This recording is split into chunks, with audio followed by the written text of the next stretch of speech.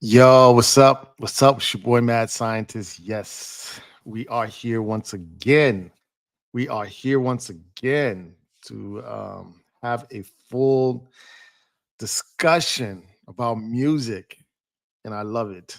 Now, what I don't love is that my top two basketball teams seem to not be doing very well. As you guys know, I am a Lakers fan. I would call myself a Laker fanatic. Um, they lost. Lakers down in five.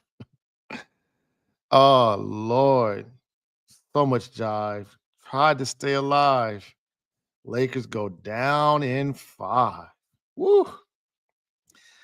And then tonight, the Golden State Warriors. I think they lost. I mean, when I turned it off, they were down by 14. I'd be shocked if they came back.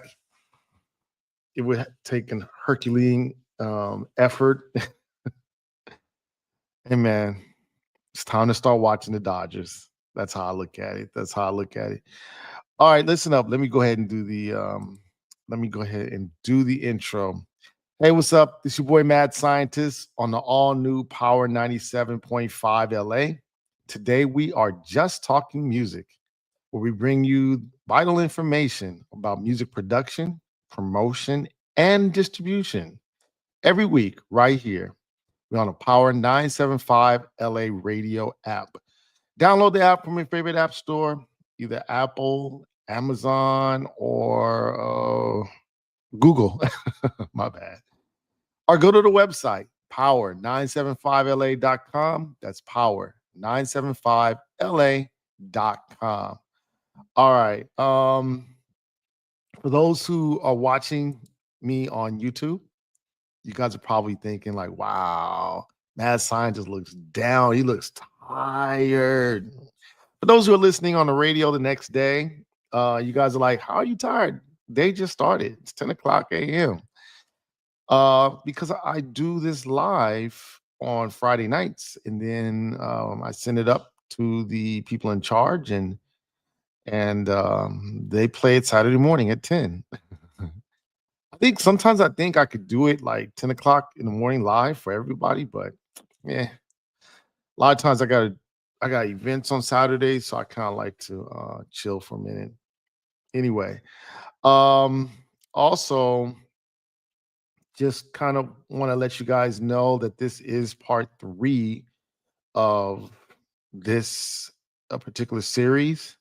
Next week I'll be doing part four, which is going to focus on the fact that I had to learn how to create my own drum, and my own drum sample, and I have successfully done it. Now, for those who might be thinking, oh, he's going to try to sell us a drum sample. Nope, not going to do it. Never. What I'm going to sell you on is the fact that you need to be learning how to do the drum sample yourself.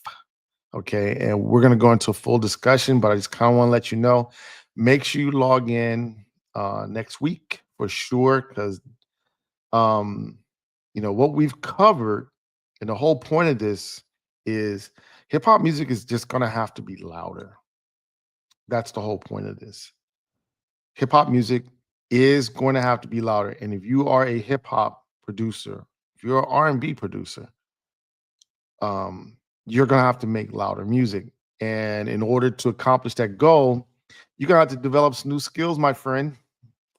And yes, I know it's in hip hop we always like to sample our drum sounds. And many of us, will either get them from songs that are already out, or we'll go to places like Splice and we'll get drum samples, or we'll try to get packs from people who sell them. And that's just our in hip hop. That is just our. That's how we operate. To be honest, that's how we operate. And unfortunately, that I believe it's my belief, and I'm going to stick to this. And because I've learned how to make my own drum sounds, or my own kick, um, I can say this: we're gonna get louder. Music is gonna get louder. If you can't keep up, then you just won't be able to keep up. And unfortunately, if you are a producer that has the type of budget where you can go pay somebody to do it for you, okay, fine, you'll be fine. But if you are someone who has not gotten to that level yet, you're gonna have to just learn that skill. But it's not that hard. It's not hard at all. It's not as hard as I thought it was.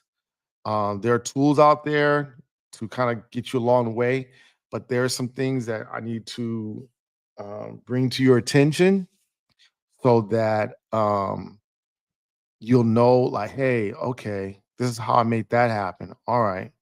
And unfortunately, there's just not a lot of videos out for it. I've looked. It took me so long. It took me about 9 months to figure out how to do it only because there aren't any videos out there to teach you how to do it. I think for obvious reasons. For hip hop, it's just not part of the culture. So maybe a lot of people they just don't bother doing it. And then secondly, I think a lot of people who can do it, well, that's how they make their money. So they're not going to show you how to do it because once you learn, you're not going to go back and get another pack. You might get snares, you might get hi hats, you can get away with that, but um, kicks, no. And you need them so that you need your kick to be a certain way so you can make your music loud, and that way you can compete. Now, it doesn't bother me to tell people how to do it, primarily because, um, well, I'm the DJ. So I know my music and I host my own radio show. So I know my music will get exposure. So I don't need to gatekeep. So the good thing is because of my good fortune, I can tell you some things that a lot of these other how-to um, channels don't tell you. And one of the things I always say is I'm not the how-to guy. I am the why. And so if this is the first time you're listening or it's the first time you're watching me live, just know that I'm not the how-to person. I am the why. And the reason why I can tell you why is because I am actually out there doing it. So I'm out there, you know, in the real world, experiencing things, doing things, and I don't have to like guess or a lot of the problem I have with a lot of let me digress, allow me to digress. A lot of large problem that I have with the how-to people is they're ultimately trying to sell you either a product or a service, which I have no problem with that. But the problem I do have is that they focus so much on the how to that they don't explain the why. And I don't know if it's because they don't know the why or they don't want to tell you the why, or maybe they just are so focused on what they can do that they're not out there in the real world. I realize that being online is very lucrative. So if I wanted to, I can just go live every day, maybe 1, 2 hours a day, and probably I don't know what the economics of going live and because I my channel is not monetized. So I can just tell you right now, I can't tell you that, right? But um I don't know what the economics is, but for me, the feeling of being out there in the real world is so amazing that I can't imagine just sitting here, in front of a mic and a camera for 2 hours a day and then that just satisfying me. Like, I don't know if I can necessarily do that myself, okay? Um, let's see. Can I try to put a little bit more light on me for those who are watching me live? Okay. I don't know if that looks better, but we're gonna go with it. Anyway, so yeah, that's part of the reason, part of the problem that I have with the how to community is that they don't really focus on the why. So you can know all these things that they teach you, but if you don't know why, then you don't understand what it is you're trying to accomplish. And so you could find yourself looking at all these videos for years and years and not really improving or getting better, primarily because you don't know why you're doing what you're doing. Like, somebody could tell you how to use a compressor, but if you don't know why, that compressor is important to you, then knowing how to set the levels or set the attack time and the release time and the threshold, it's kind of meaningless. And then, you need to have a real world application. Like, uh, let me digress. I'm just digressing. This wasn't even part of the plan for me to talk on about this, but I was talking to somebody about Kendrick Lamar the other day at the gym, and one of the comments I made to him is that Kendrick Lamar, after the Damn album, I believe that he started to understand the why he's doing what he's doing. And so when he goes out on the road, he knows what he needs.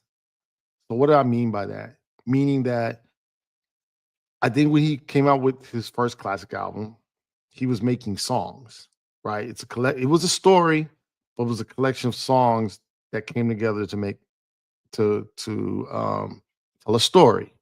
And it was an excellent job. I mean, classic, right? But then you start going out on tour and you start performing. And Kendrick Lamar, if you guys don't know this, you'll know this now.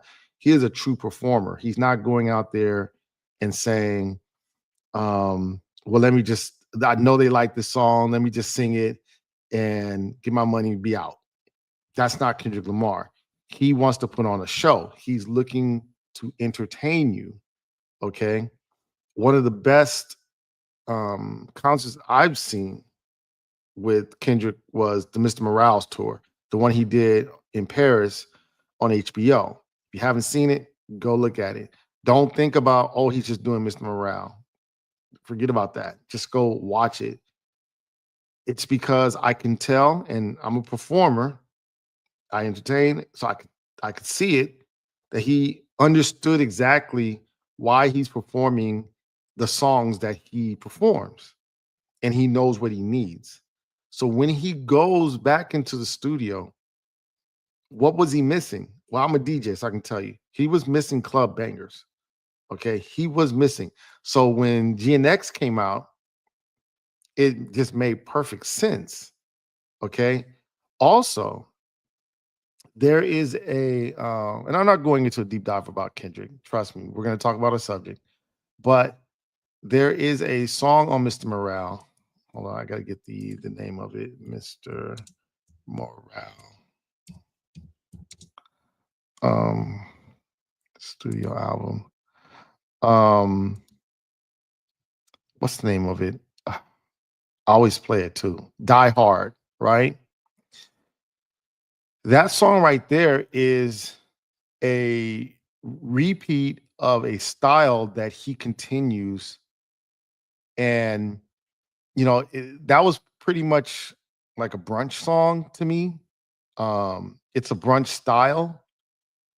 And he continues to make that type of music. Okay. So like on this new one, you have Gloria and you have a couple other ones that are kind of very similar, right? Why do I say all this? Am I just like trying to talk about Kendrick Lamar for the algorithm? No. What I'm trying to um, illustrate to you is when you know why you're doing certain things, now everything that you're doing is becoming very much deliberate. You're not guessing. And it's my opinion that a lot of artists are just guessing. Give me a beat, I'll rap what I feel on top of that beat. I'll get a collection of those, put them out, and yeah, sometimes it hits, but for the most part, you know, People want to experience your music. They don't want to just hear the music. They want to have an experience. They want to feel like they've transported into a different world. Very similar to how with the movies, right? With the Marvel movies, they want to feel like they've gone into a different universe and they're not just watching the movies, they are experiencing the movies. Okay. So, a really great example of that now is Sinners with Michael B. Jordan. You know, I haven't seen it yet, so I don't know. I don't have an opinion of the movies, but I've heard that, if you go see it in IMAX, the actual seats move at certain parts of the movie. That's what I've heard, right? Because ultimately what people want is to experience, not just watch the movie, but experience the movie. And so now music is going to be very important that as producers and artists, you must give your audience an experience. Okay. So for me, I'll be releasing a project. My goal is I want the people who are listening to feel like they are in a club environment. Okay. That because I DJ in nightclubs. That's what I do. So I want to bring you into my world. Okay. And so, in order to accomplish that goal, you're going to have to become way more deliberate and you're going to have to understand why. Everything can't just be about, oh, let me. And that's why I don't focus on, like, okay, turn this knob, turn that knob, because it doesn't matter. If you don't, you could have a project that sounds like horrible sonically, but if that artist has given you um the necessary feeling, has immersed you into their world, then the regular consumer is not going to care what the settings for a compressor is. They're not going to, I really liked it, but it doesn't sound like he set or she set their compressor correctly. No consumer is going to say that. Okay. They're not going to say that. There are songs out there that are commercially released that are very, very popular and sonically. Like, I'll give you one example. Um, My Type by Saweetie. There's just not enough bass in that song, right? But no one cares. I notice it because I'm a producer. But the people who are dancing to it, the girls that love that song, they don't care that there's not enough bass in that song. That's the reality. So, you know, I want you to understand this so that when you come and you look at my videos, I'm not telling you the how to, I'm giving you the why. So if you haven't seen this, if this is the first time you're either listening or you're seeing me talk about loudness, then go back to part one, start there, and then come to part three. Okay. And then come back next week and we're going to do part four. Now, let's talk about loudness, period. We talked about why you have to learn the why. Now let's talk about loudness. Um, for the most part, and I've said this before in other videos, for the most part, hip hop has been spared the loudness war. Okay. Now, some people may disagree with that. And they'll say, well, with the CDs, okay, everybody got louder with the CD. But when it comes down to dance music, it is a literal all out fight war. Okay. Physical fighting, fisticuffs are flying, everything is going. They're fighting that loudness war actively. Okay. Because, and then for the most part, there's a couple of reasons. Okay. The biggest reason is most of the time hip hop is in clubs. Okay. And you can kind of, in a club, it needs to be loud, but it's a little bit more forgiving. But when you are, because you got walls, okay, you got walls and sound just bouncing everywhere. It just amplifies. Boom. Okay. And clubs could, be a little small. And the ceilings might be high, but you got walls everywhere. You got people. So Sound is just bouncing everywhere. Boom, boom, boom, boom, boom, boom, right? Whereas when you're outside in either a stadium or an amphitheater or in the middle of a field, okay? If it ain't loud, it ain't loud. Okay, because you got nothing to forgive you. It's just the sound just goes. And you're in the middle of a field, it's just going. It ain't bouncing off nothing. It ain't coming back. Okay, it's gone. If the bass ain't there, the bass ain't there. Okay. So they have to be loud. Okay. Hip hop, you can kind of get away with, okay, you can kind of be mid and kind of get away with it. Nah, dance music, EDM, you gotta be loud. Now, what's happening is Kendrick Lamar, Drake, they're doing stadiums now. Okay. Um, you have artists that are out there, Travis Scott, they're doing large venues.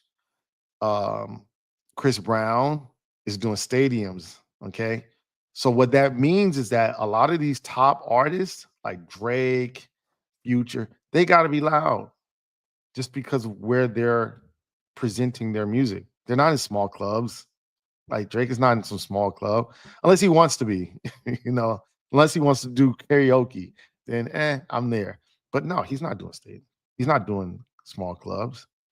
He's doing stadiums. He's doing large festivals. So his music's got to be loud. Kendrick's music got to be loud. Okay. Um, Chris Brown has got to be loud. And I watch Chris Brown's engineer, Tessio, and he talks about that, like how he has to have his mix a certain loudness. Okay. So you as a someone who, you know, you're getting into hip hop, maybe you're doing the beats yourself, okay, at home, which a lot of us are doing. I'm doing, don't be ashamed of it. It's great. I love this time. I love this. I'm digressing right now. Okay. I love this period of time because we have freedom. And this is what freedom is. But freedom requires that, you know what, we learn more skills. That's it. I mean, don't be afraid of it. Embrace it. Okay. Freedom requires that we get better and just embrace it and let's get to work. Okay. So yeah, hip hop for the most part is going to have to be loud. So what I have done in this series is really got into how do you make the music louder? Like it's one thing to know it, it's another thing to like do it. How do you make the music loud and to sound good? All right. How do you get to the point where it's like, yeah, it's I know where it's supposed to be. It's hitting its mark. The music is clear. Um, and everything is just hitting hard. Okay. Now I've spent the last 2 years trying to figure it out, and I've been obsessing. I'm an obsessive person. So that is just what I do. I obsess over everything. um, but I figured it out. And if I figured it out, you could figure it out too. You could figure it out too. You could figure it out too. If I figured it out, you could figure it out too. Okay. And it's not hard, it's just understanding the why. And once you understand the why, then get to work. So, yeah. So, first thing is, what are we doing? I'm telling you why. And let me tell you this. DJs are going to start having to regulate, you know, what they play based on loudness. Primarily because what I'm finding out, yeah, if you were listening to music in the early 2000s, okay, well, you're still used to club music and stuff like that. Now, music since 2020, now people are their ears are becoming more and more trained and they want to hear music that sounds a certain way. And if you can't provide that, then It doesn't matter what you're saying. What matters is, can you present your music the way people want to hear it? And that's what's going to be important. If you can't do that, if you can't pull that off, then you're going to have problems. So let's get into it. And you're like, my God, man, what are we talking about? All right, let me tell you what I'm talking about. We are talking about clipping and saturation today. Okay. It's important I tell you all the other stuff, the preamble stuff. Okay. Because I can tell you go get a clipper. I can go tell you to do saturation, but if you don't understand saturation, what clipping does to your sound, then you know you'll just be like buying more stuff and not knowing what to do with it. Okay. Now I'm gonna show you the clipper that I use and tell the people on the radio which clipper I use. I use a clipper, and I will tell you this. First, let me show you the one that everybody has. Okay, so this is called Gold Clip. Okay. It is a pack, I believe. And I never want to show the price because I'm not trying to sell it. That's not my goal. But this is the Gold Clip. Okay. And you can go to it and see if it's something you like. Okay. But this is the one that everyone's using. So you don't have to wonder, like, which is the best? Here's the best. Okay. Now, do I use it? No, I don't. Why? It's expensive. Okay. And I know what why it's more expensive than the ones I use. And I don't want those things. Like sometimes plugins will create or companies will create a plugin that has all these bells and whistles. And so what those bells and whistles do is they elevate the price. And that's cool and all that. It's just that I don't need the bells and whistles. I just need the clipping. And I just need something that will clip. Okay. And or saturate. Okay. But I didn't need all the bells and whistles. So I went with standard clip. For those who are listening, I don't know if I mentioned this, but um, I was referring the best one is called Gold Clip. It's literally called Gold Clip. Just Google Gold Clip, okay, by Schwab Digital. Okay. Go ahead and just Google that and you'll see what I was referring to. I'm sorry, I can't remember if I said that we're looking at Gold Clip. All right. The one I use is Standard Clip by Sir Audio Tools. Okay. And for those who are watching, you can see the ones who are listening on the radio, it's the Standard Clip by Sir SIR Audio Tools. Okay. And the price is $25. Okay. Gold Clip is 250, but there's way more bells and whistles on a Gold Clip. Okay. It's not about quality, it's just way more bells and whistles. Standard Clip it just does two things that I wanted to do, and it does it very well. It's excellent at doing it. And so I just need you to do that. Oh, $25. I'm good to go. Now, I'm not telling you to buy it. It's just this is the one that I use. Okay. Now, um, what does this do? This plugin, Standard Clip. What it does is it clips and or saturates whatever you're putting through it. Clips and or saturates. It can soft clip pro, and it can also hard clip. So for those, like I said, you can always go somewhere else and get the how to on the clipping. What I'm going to do is introduce you to what I use and why I use it and how I use it. Okay. I'll share with you how I use it. Okay. So I could, on this standard clip, I can clip, I can saturate, And the clipping could either be soft clipping, soft clip pro, and hard clipping. What's the difference? Hard clipping is just what you guys know, hard clipping. Okay. The signal gets to a certain level. I can adjust the level. Let's say I want hard clipping to start at -6 dB. When it gets to -6 dB, it just clips off the top. Now, I'm not going to do it in this video, but there's a couple of videos that I would recommend. I always tell you every week, mastering.com. It's a YouTube channel, and go to that channel and it will explain to you exactly what it does to the signal. Okay. But they have a whole deep dive in clipping. Okay. So it's an excellent video. You can go there for everything. Mastering.com, they have excellent videos. Go there.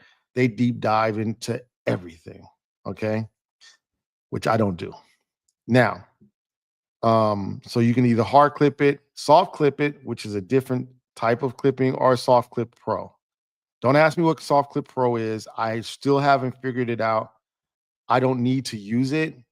It's not like if I use it, all my sound is better. No. So that's why I have not taken the time to try to figure out how to use Soft Clip Pro.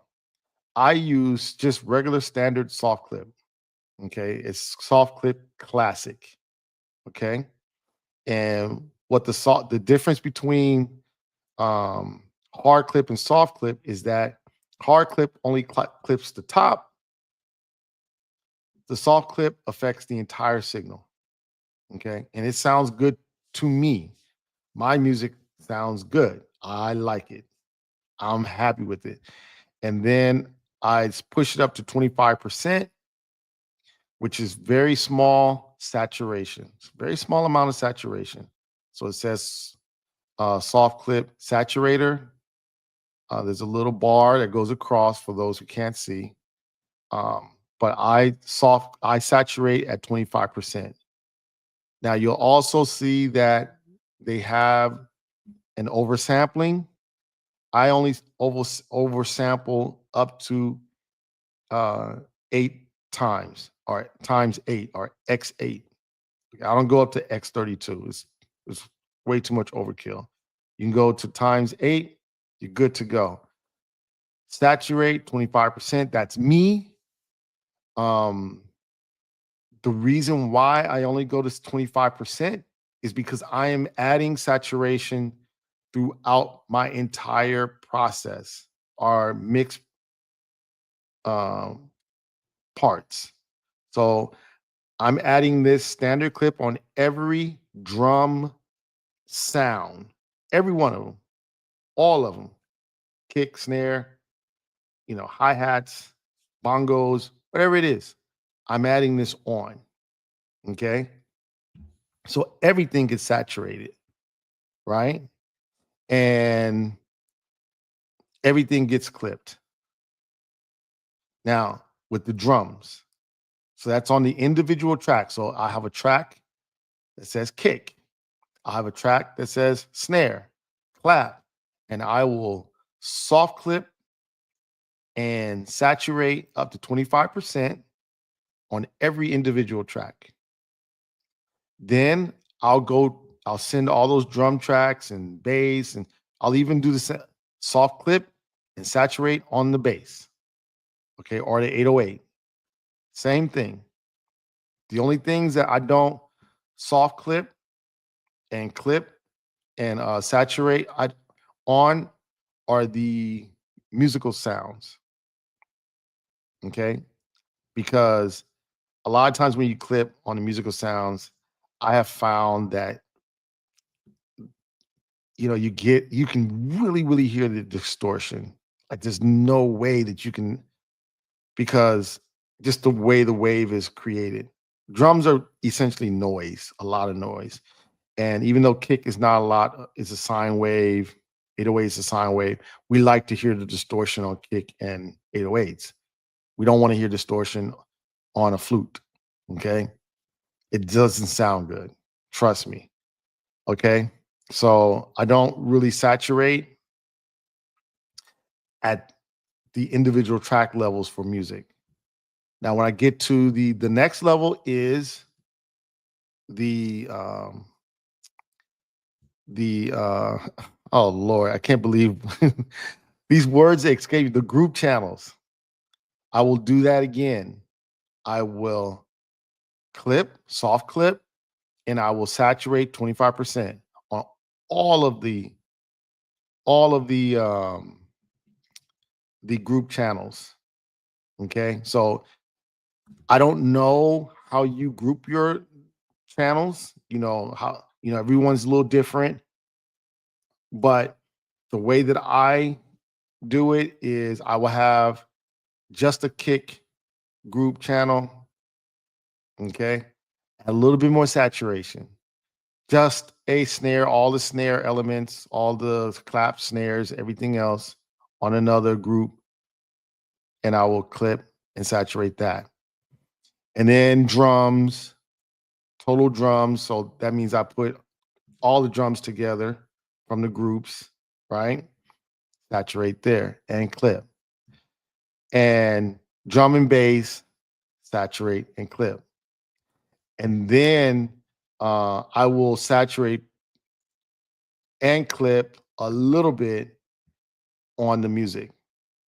Okay. Like I said, I'm not going to go into the how to, you figure it out on your own. Okay. And also, I will saturate and clip on the sound effects, saturate and clip on the effects. So all those group channels, saturate and effect. Okay. Now, then on the master channel, I use Ozone, and within that plugin array, right, I will make sure that there's clipping, soft clipping, okay, saturation and soft clipping. So at every level, I'm saturating and clipping, and I don't have to do it all in one big whop. Okay. I know WAP is not a real word, but you know what I mean. I don't have to do it all at one time. I can do it over all of the processes from individual channels to from individual channels to groups to stereo. If I do it correctly, and I know I have because I've measured this, what that does, one of the benefits is that I don't have to squash everything down with my limiter in order to get loudness. My limiter pretty much only squashes down to -1 dB. If I have to go over 2, then I'll go back and I will saturate and clip more, okay? And that's how I'm able to achieve pretty much I can get up to a -7 LUFS. Now, let's talk about what LUFS are, okay? Let me get out of here. Let's talk about what LUFS are. Define LUFS because we have to know what we're trying to get. Okay. In music, let me share this tab. In music, LUFS stands for loudness, units, full scale. So LUFS is an acronym. It means loudness, units, full scale. And it's a standard method for measuring the average loudness of audio over time. It's important because it accounts for how our ears perceive loudness, which differs from simply measuring the amplitude of the sound wave. Okay. So, what that's essentially what LUFS is. Let's get a image that we can pull up. I think this one would be great. Those who are listening, just kind of close your eyes and imagine. Those who are watching on YouTube, you can see. Let me make sure you can see. Yeah, you can see that this is what LUFS looks like. This is a loudness meter, and LUFS is a negative number. Okay, and you have the short term, the integrated loudness, and the momentary loudness. The one that you want to focus on is the integrated loudness, okay, not the short term or the momentary, okay. If your loudness is as it is stated here, minus 26.6, then your music sounds weak. I don't care how good you may think it is, but it will sound weak. Okay. Let's look at this. Minus 10, this is 90s music. Okay. Minus 10, this is 90s music. You're getting like minus 10. I measured because I went and Dr. Dre was getting um minus 10, late 90s, early 2000s. Okay. Right now, for the average hip hop, you're getting minus 9. Now you may think, well, it's just 1 dB difference. Mad scientist, that 1 dB difference is very hard to achieve if you have not set up the entire chain. And I'm going from individual tracks to groups to to um to the stereo master. If you haven't done everything correctly, you're not gonna that minus 1, like the lux goes up in like point 0.5, point 0.3, 1. They don't go up a whole um point. Okay. It's a fraction of a point. So yeah, right now, if I were to go download some music and measure it, I'll probably get minus 9 loves, except for Tiger and Chris Brown, who come in at minus 7. Minus 8. Also, Post Malone. Post Malone is loud. Like, and you're thinking, well, what hip hop song do you play that's Post Malone? That song, Wow. Play that song. That song is loud. That's why I play it a lot because it's just so loud. Okay. And it just goes hard. So right now, the average is 9, but it's going to get to the point where you're going to have to probably be around minus 8. Now, with EDM music, they're in like minus 6, minus 7. So even at minus 8, hip hop is still far behind because my estimation is that even though I'm a club DJ and I write music for the clubs,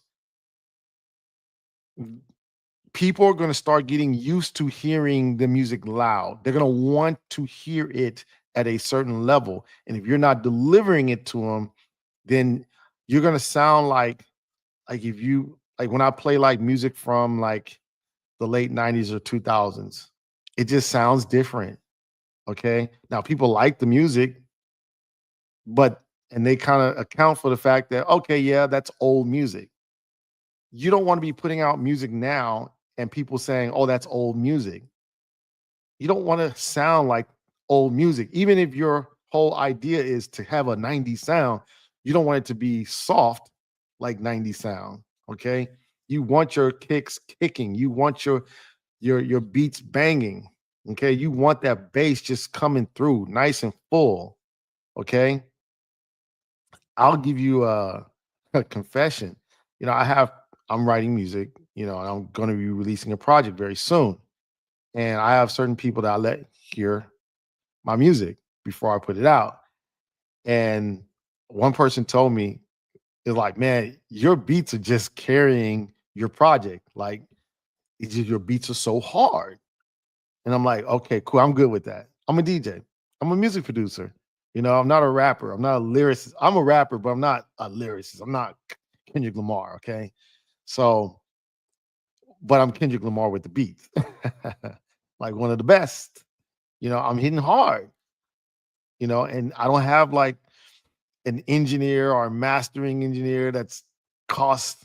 No, I don't have all that. It's me. I'm doing it. Why am I able to do it? Because I understand these concepts that I'm explaining to you over these series. And at the same time, I'm understanding that if I don't do that, no one's going to give me the excuse, well, Tessio or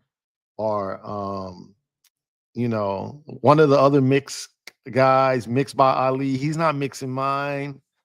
You know, Mustard has mixed by Ali. You got to forgive me. No, they're not going to forgive me. They're just going to be like, all right, well, come back when you can get mixed by Ali. And I may not get to that point. So I'm gonna learn how to do this stuff now. And another thing, and I have to say this, a lot of the producers in electronic, they have the skill already. They know the skill. If they were to see this, they were like, we've been doing this for years. They have. Okay, to their credit, they have been doing it for years. So it's like if they're DJ producers and they can figure out how to make their music loud, I'm a DJ producer. I'm gonna figure out how to make my music loud. Plain and simple, and I have. So what I'm doing now is I'm showing you how to go down that road. What you're gonna have to do is, and let me find this channel. I'm always talking about it, and let me find it so I can actually show it to you. Mastering dot com. Okay. Let me okay, here it is. Does right at the top. Okay.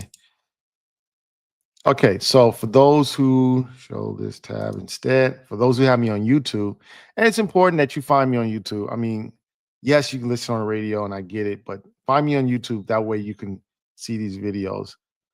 Um, I'm under Mad Scientist, MADD Scientist. Okay. Um, okay, so this is mastering.com and this is their YouTube channel, and they give all these free courses: how to mix 12-hour course, how to produce 12-hour, how to master your music, how to use compression 10 hours, how to use the equalizer 9 hours, how to use reverb 7 hours. And I'm telling you right now, they do the deepest of dives. Okay. And so they talk about saturation on here. Let me find it for those who are watching on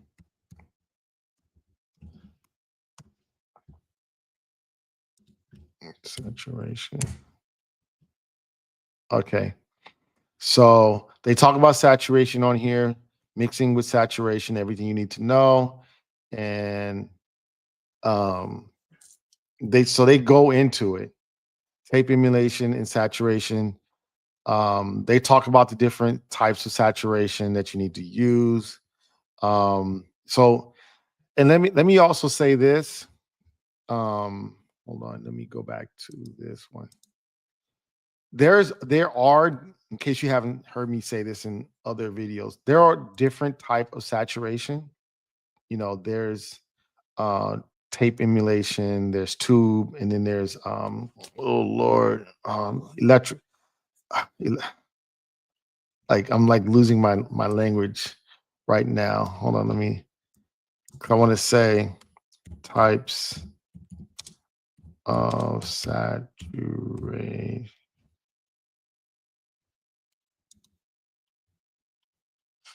saturation audio. All right. Um all okay. Um you can get, oh yeah, tape, tube, and transistor saturation. Okay. One is you can use any combination. You can use one, two, three, any type of saturation you want to use, you can use it. Okay. I typically go with transistor, because I talked about the channel strip. That would be transistor saturation. Okay. And I believe that standard clip is I believe it's tube. I want to say standard clip is tube. Let me confirm that. Standard clip is what type of saturation?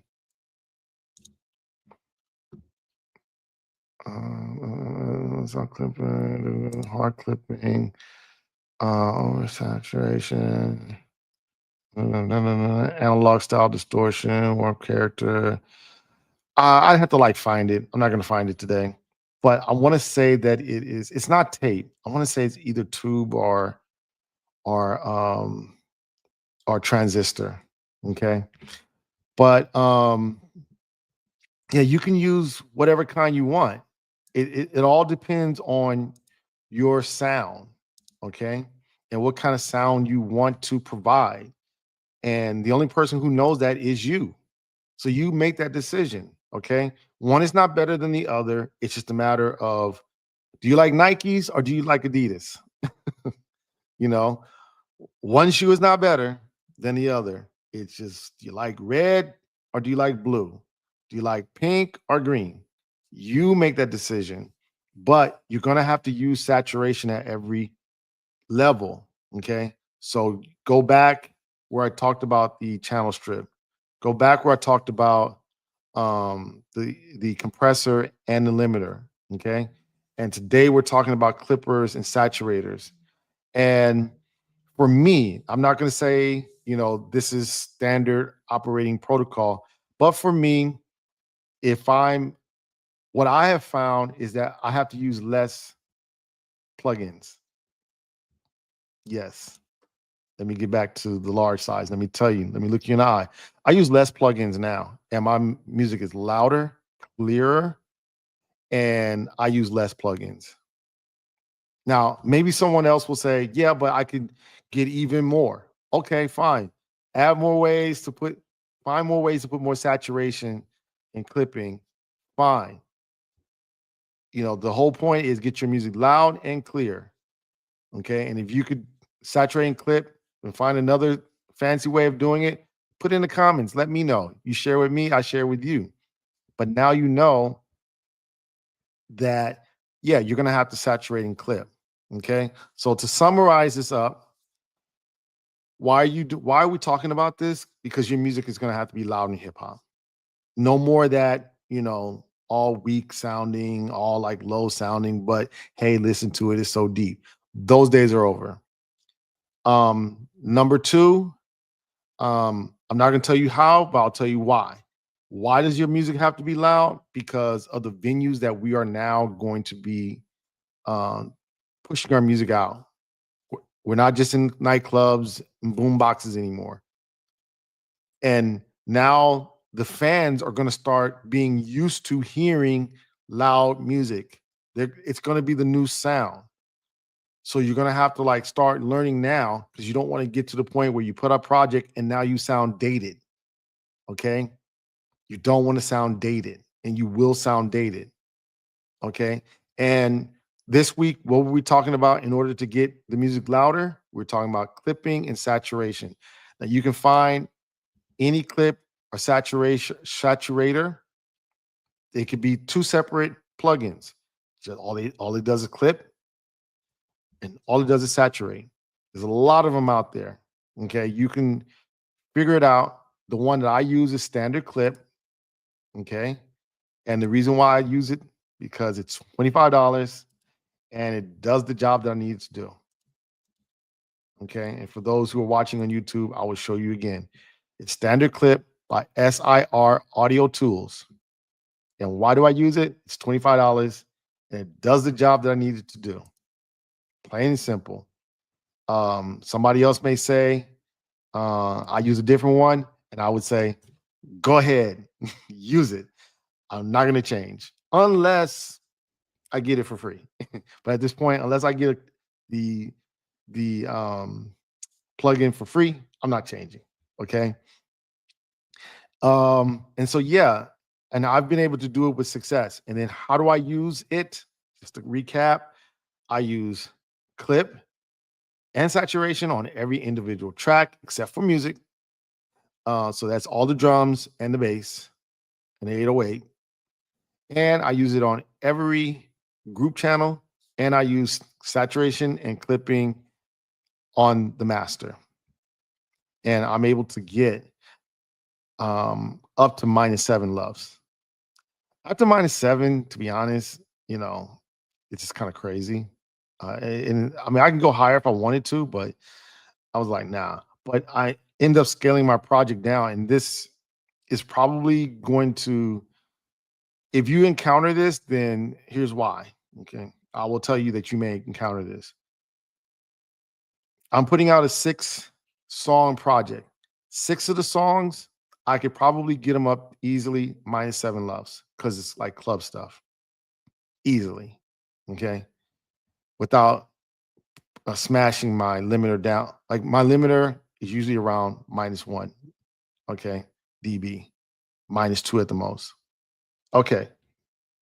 But I have one song on there that is kind of like a Dilla style. And for me to push it up to -8 with everything else, it wouldn't really feel authentic to that sound, right? So I pushed it up to -9 and then I stopped it there. And I said, okay, everything else is going to have to be now -9 because I have this one song, right? But it's okay because most of the music that's out there now, everyone's at -8. If it, I mean, -9. So I can come in at -9 just like everyone else. And my one Jay Dilla song still sounds good at -9. Okay. Which is louder than what Jay Dilla was getting. Jay Dilla was not getting -9 loves. Okay. So, but we'll see how things go. If everybody starts coming in at -8, I may have to like go ahead and push that type of music up because I like doing that kind of music. But I may have to push it up to -8. But by that time, people will make. I think the consumer will make up its mind. We want the music to sound like this. If it doesn't sound like this, then it's not really good music. Okay. And as a DJ, and for those who are hip hop artists, who are lyricists, producers, get with DJs and have conversations with them about the loudness. Talk to them, ask them. Don't just go to DJs and say, hey, play my music. Ask them about their experience when they're playing the music, different songs, different sounds. Go to their club and be an observer.